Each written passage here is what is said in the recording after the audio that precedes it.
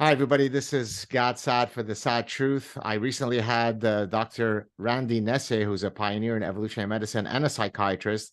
And then a couple of days ago, I had Dr. Drew Pinsky, who's an addiction physician specialist.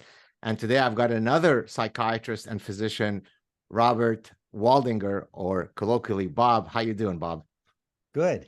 It's so nice to be I have your book right here, your latest book with Mark Schultz. Please go out and get this, The Secrets to a Good Life. You want to read it. But before we do that, let me just read some of your bio. And I need my glasses for that. As I said, you're a psychiatrist and part-time professor at Harvard. You're a psychoanalyst. You're a Zen priest. Maybe we'll get into that.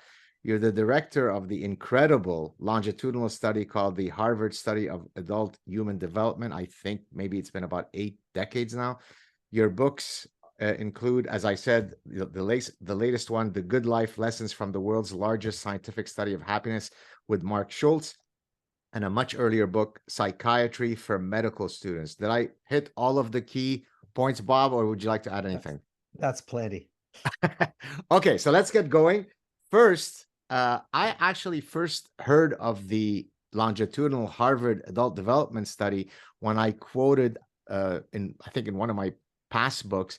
I mean, we would say, because I come from French Canada, Georges Vaillant. I don't know how the Americans would say it. Would be Valiant? Is that how would you pronounce? He pronounces it valiant. Yeah. Valiant. Okay, there's the difference.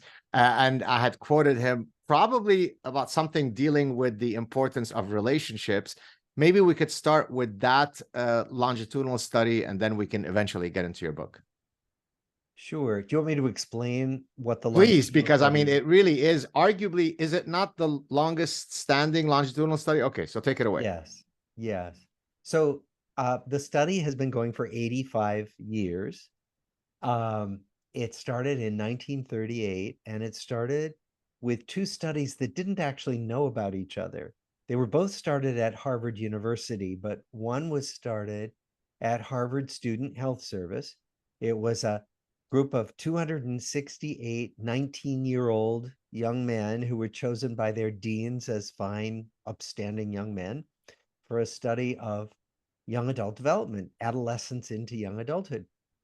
Um, and now, of course, we think, well, if you want to study normal development, you don't restrict yourself to all white men from Harvard. But at that time, that's what they did.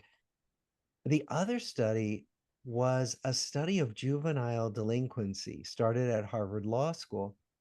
And it was specifically a study of how some children from really disadvantaged backgrounds and troubled families managed to stay out of trouble and take good developmental paths. And so there were 456 boys, average age 12, who were brought together for this study. And then eventually we brought in their spouses, we brought in their children, more than half of whom are women. So we have both class diversity and gender diversity in the study now. Amazing. And what are, I mean, how many variables are being, coded and quantified in the ongoing study? Well, there have been hundreds over the life of the study, many hundreds. And now probably 100 or more that we're studying right now.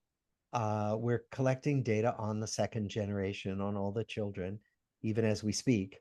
We're doing a survey.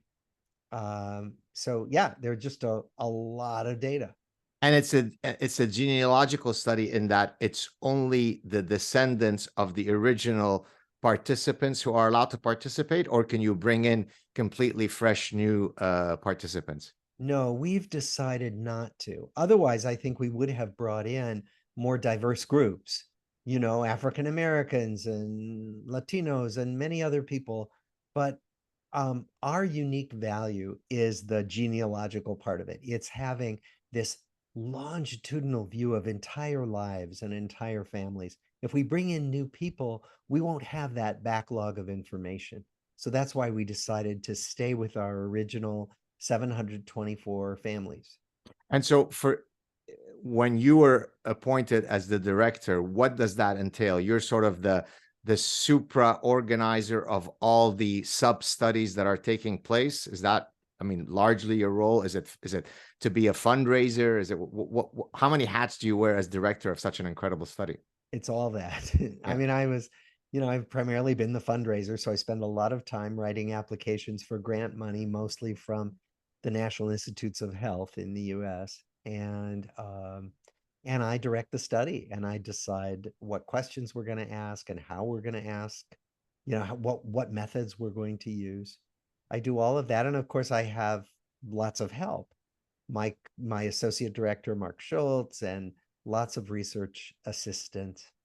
And how many people can tap into the database that's been accumulated? Is it open to all researchers that apply to you and say, hey, I've got a great question that I think might be amenable to an analysis from your data set? Or is it restricted largely for Harvard affiliated researchers?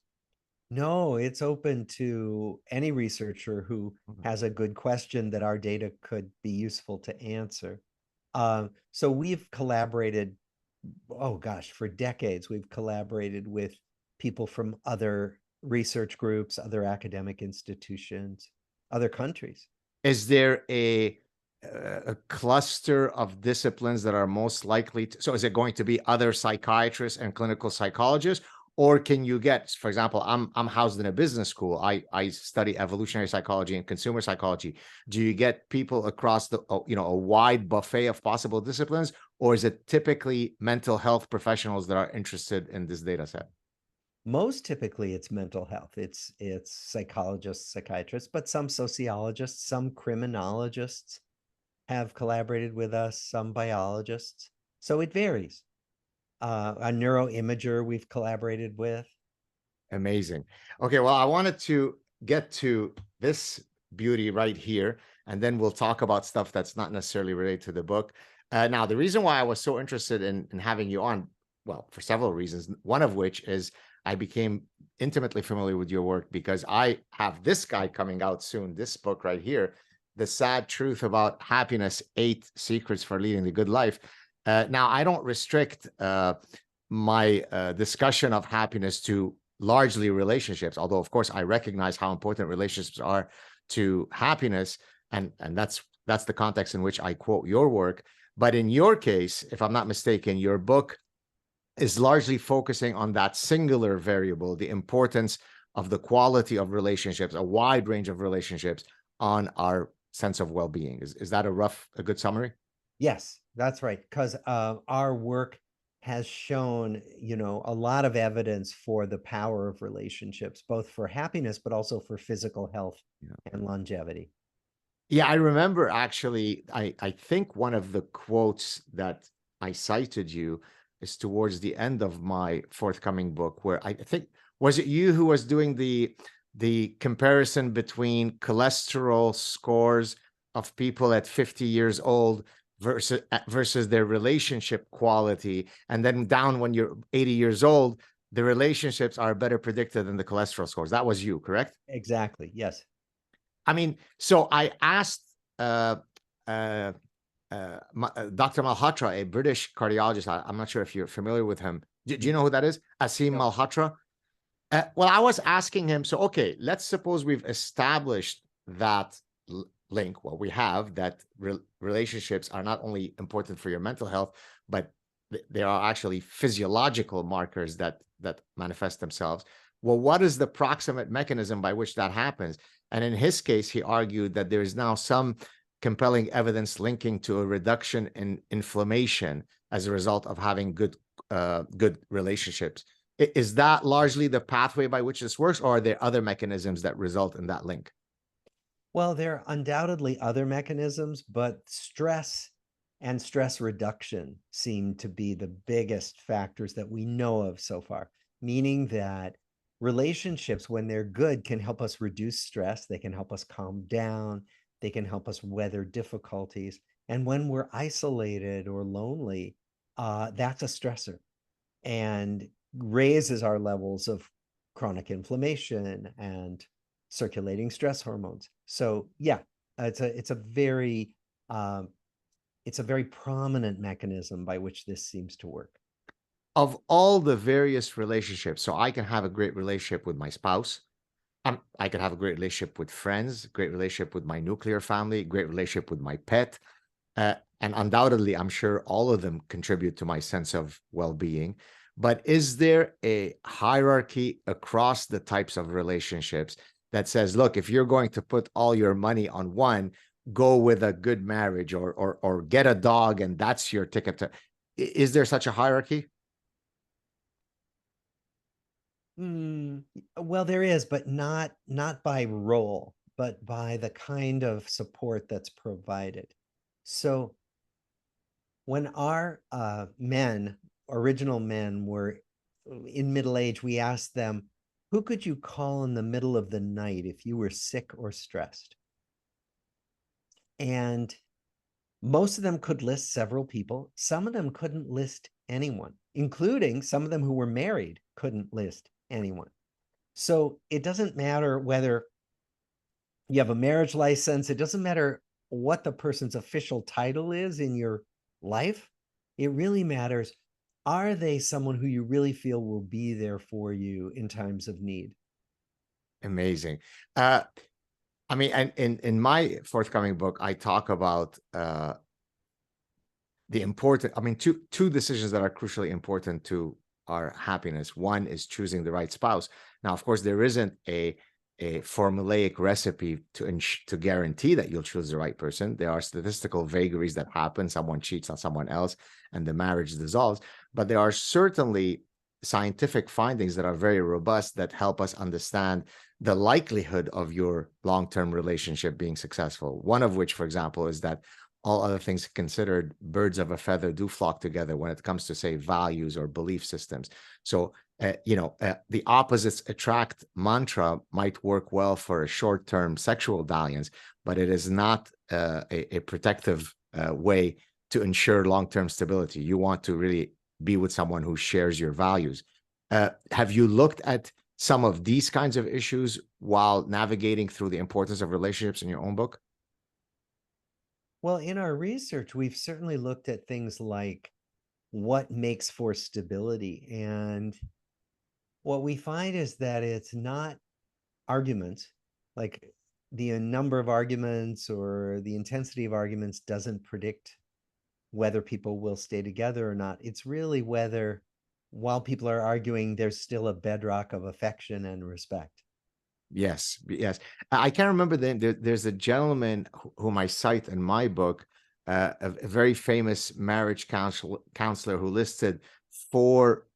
Is it Eldam? No, I can't remember his name. I don't know if it's coming to you. There's a very, very famous. He's got a sort of a marriage institute where Oh he yeah, talks. John Gottman, Thank you, Gottman. I was saying the Edelman. the four horsemen of the apocalypse. Yes, thank you. And so basically, and so does your research validate those four horsemen? Yeah, to some extent. We haven't specifically tested it in the Right. way that John did, but he's been an advisor to some of our work. And yeah, I mean, he's right. So for example, contempt is a Yes. really bad sign. It's a really bad predictor of Yeah. whether a relationship's going to stay together. And I mean, and some of the old sort of grandmotherly wisdoms or maxims, don't go to bed angry at one another.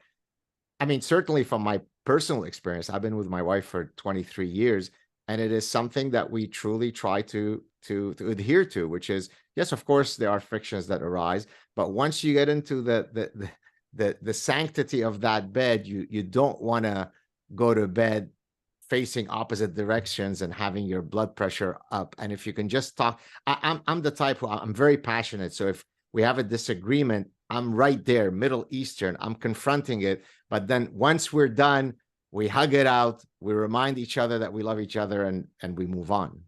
That seems to be the right recipe, correct? Well, it sounds good for you. Are you, if I may ask, are you married? Yeah. How long have you been married for? 37 years. Well, you've got me beat by 14 years, so you must know what you're talking about.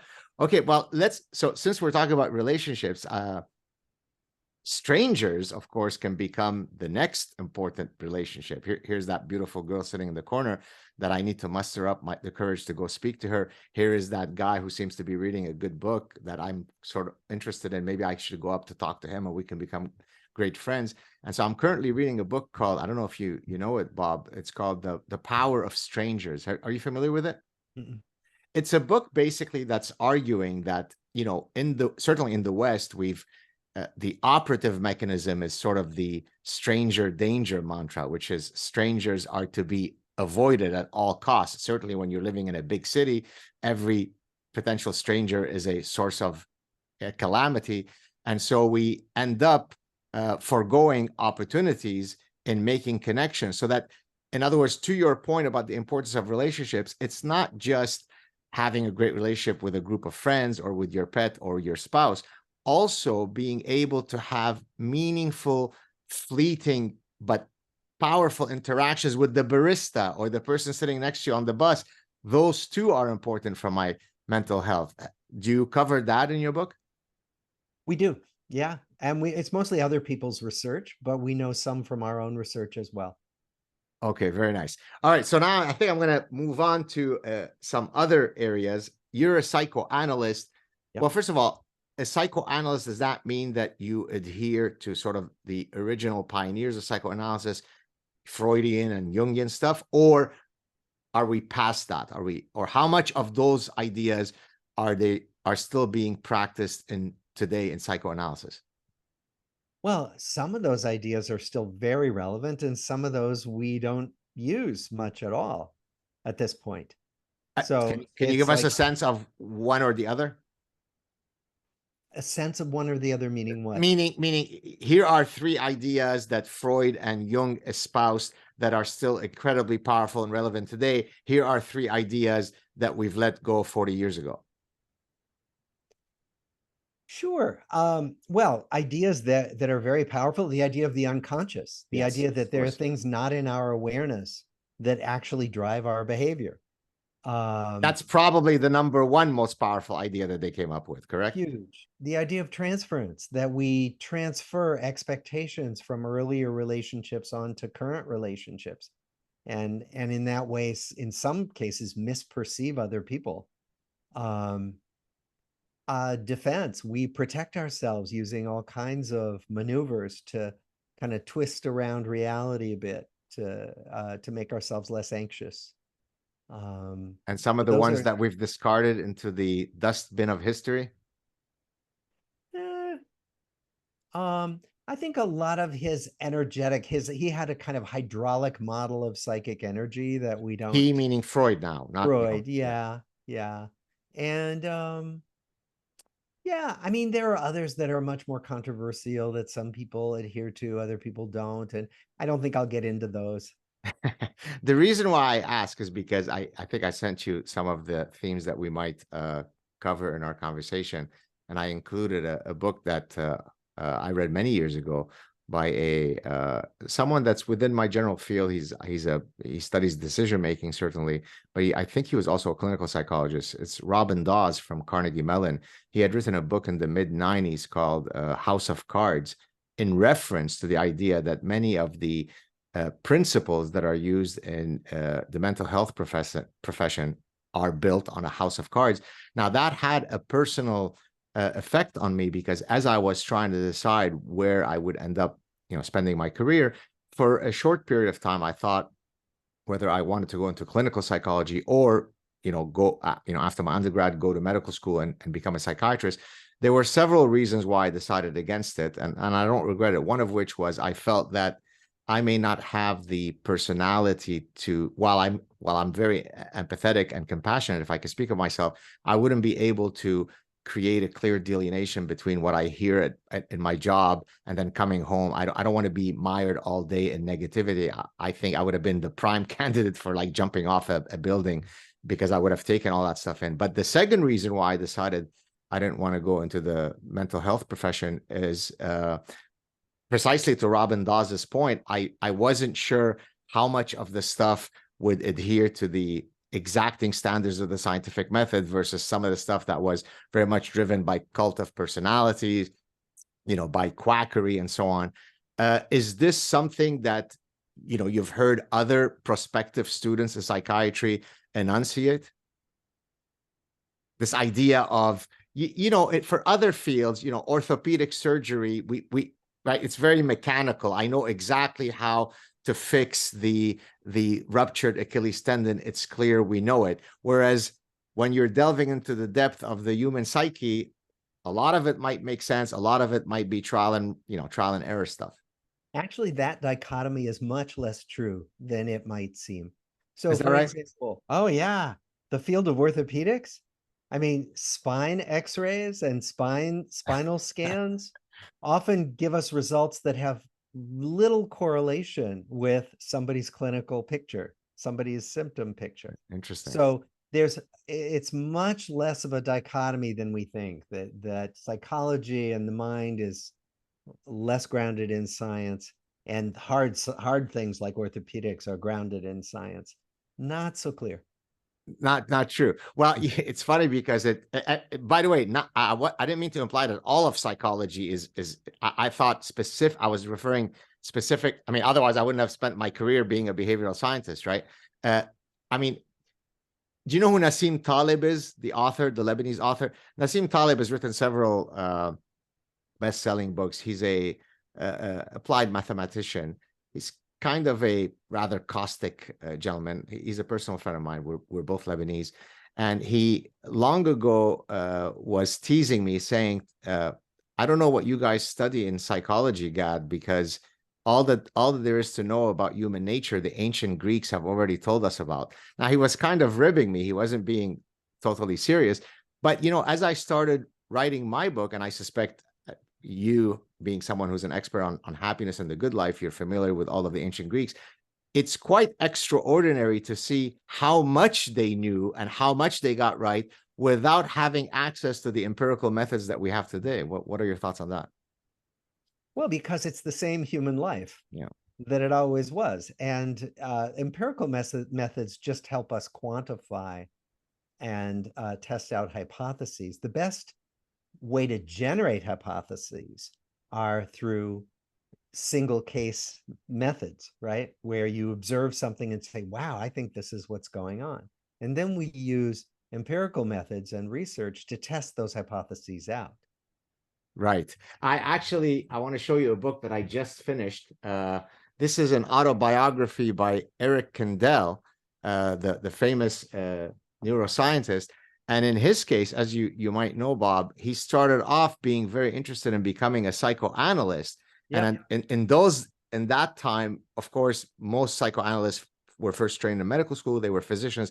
Then they went into training in psychoanalysis. And then later, when his interest in neurobiology was kindled, he tried to create some sort of consilience, some sort of rapprochement between his neurobiology and his psychiatry. Where do you see the next big sort of consilience idea in psychiatry, the joining of what with what? Is it, for example, behavioral genetics and psychiatry? Is it, is it trying to identify the new, the psychiatric disorders at the most microscopic level? Where is the next big epiphany coming from? I don't know. I think it's breaking down silos more than anything. Yes. We tend to put things in silos, and then we realize, no, actually things are much more interconnected than we thought. So, for example, our findings on relationships actually predicting whether you're more or less likely to get coronary artery disease. Like, how could that be a thing? Well, if we look across silos, we see that there are all these interconnections. So I think that's what's happening more and more. Oh, I love that answer. Number one, because I've lived by that model for my entire career, to my detriment, in that, as you undoubtedly know, Bob, academia doesn't reward the don't stay in your lane mindset. To the contrary, you have to be a hyper specialist. Keep pumping out papers within this very, very narrow field, because you can then have economies of scale. And so even though from this side of the mouth of universities, they say they support interdisciplinarity. From this side, they certainly don't seem to reward that. I mean, I've had universities who were interested in hiring me specifically say that it played against me that I published in medicine and economics and in psychology and in marketing. I seemed as though I was being frazzled. I wasn't focused. So to your point, do you see us being able to develop better reward systems, tangible reward systems in the universities so that more young scholars can actually move beyond the stay in your lane mindset? Thankfully, I'm not in university administration, so I have no idea where that's going to go. But I mean, I guess based on your earlier answer, you would certainly hope to have a greater rapprochement of different. Yeah. Oh, I would totally hope so. I think it's where the most creative work gets done. Absolutely. But whether the system will start aligning with that or not, I don't know. All right. Next topic. Let me put this one away. Now, this one I suspect you may not be very familiar with, and I think you might have warned me that it's not within your area of interest, but I still want to address it since you're a psychiatrist. Are you familiar with the field of Darwinian psychiatry? This is Troisi and McGuire. This is basically the idea of applying the evolutionary lens to study the genesis of many of our most common mental disorders. Are you at all familiar with the field? No. But can I share with you some? If you want to talk about that, it's your show. I don't know anything about it, God, well, so it's up to you. Well, basically, the idea is that there are many disorders that we gain perspective in understanding the Darwinian etiology of these disorders. So, for example, I published a paper many years ago where I looked at sex differences in the symptomology of OCD. The idea being that there are some O's and some C's that manifest themselves a lot more in men, others that manifest themselves a lot more in women, and others that exhibit no sex difference. And I argued that you can use the evolutionary lens to exactly predict how these would assort, precisely because there are some evolutionarily relevant problem that men are more likely to face, or women, or equally face. And so the reason why I thought I would mention it to you, notwithstanding that you're not an evolutionary minded psychiatrist, is that, as I mentioned earlier, Randy Nesse is someone that I recently had a chat with. And what he's been trying to do is incorporate the evolutionary lens, not just in psychiatry, but across the medical school training. The idea being that how could you become a physician yet never have studied what are the selection pressures that would have led to the formation of our bodies and minds? Do you have any thoughts on that, notwithstanding that that's not within your area of specialty? No, I don't.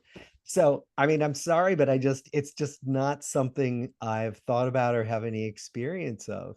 So in your I case, guess my question is, God, why do you want to keep us talking about this when I've told you I don't know about it? It's not my thing. Oh, sure. I mean, I'm asked often questions that I don't know about, but because I have, an interest and curiosity, I might offer some insight. You're obviously a very accomplished guy, so I thought you might have something to say. Oh, yeah, that sounds interesting, or it doesn't. But sure, we can move on to something else. No worries. Yes, but let me say that people often ask me about things that I really don't know about. And as one of my research teachers said, without data, I'm just another guy with a bunch of opinions. Oh, I appreciate that, because I've argued the exact same thing when I talk about epistemic humility. If you were to ask me, hey, what are the benefits or costs of having legalized marijuana in Canada, I would probably say exactly what you said, which is I frankly don't know anything about it to offer an intelligent opinion. So I get that.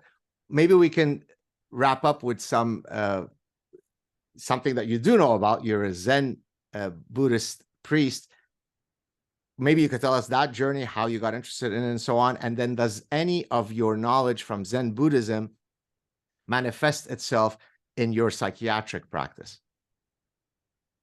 Yeah, well, I got interested in Zen Buddhism because I was interested in Buddhist philosophy and found it to be one of the most helpful things for me personally.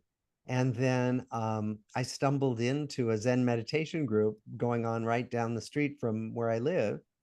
and started studying with a teacher there, and gradually just grew more and more involved in the practice, so that now I teach Zen. I'm a Zen master, a Roshi, and I teach I teach retreats, and I teach a weekly meditation session.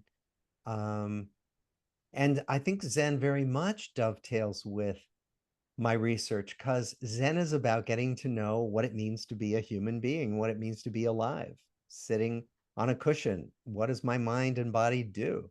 And I'm studying thousands of lives as another way to look at the experience of being human. So very related. Beautiful. Do you, before I ask you the next question, then we'll take a break, and then I'll ask you one last question for our subscribers only. One of my former professors during my PhD training is a gentleman by the name of Thomas Gilovich. He specialized in the study of the psychology of regret, and he argued that there are two sources of regret: regret due to action. I regret that I cheated on my wife and now my marriage is over, so it's because of something that I did that I regret, versus regret due to inaction. I regret that I never pursued my interest in art and I went to medical school. I never really wanted to be a physician. And it turns out that over the long run, and it's something that I discuss in my forthcoming book, over the long run, what looms larger in our minds are the regrets due to inaction.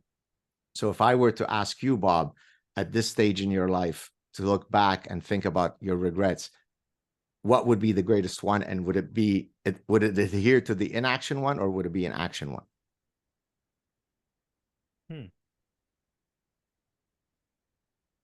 Or maybe you don't have any regrets, in which case you're really well adjusted. Well, it's not that I don't have any regrets. I just don't have any. I have regrets every day, but I don't have any great big regrets. I see my life as having unfolded as it has because of so many causes and conditions. And so in a certain sense, yes, it could have been different, but I see so many ways in which I understand how it's turned out as it has. It's been a really lucky, privileged life in a lot of ways. So I don't really have a big regret. Well, you're a fortunate man. Guys, get out and buy this book, The Good Life. Great read. Thank you so much, Bob. Stay on the line for a subscriber-only question. Okay. Thank you so much for coming on.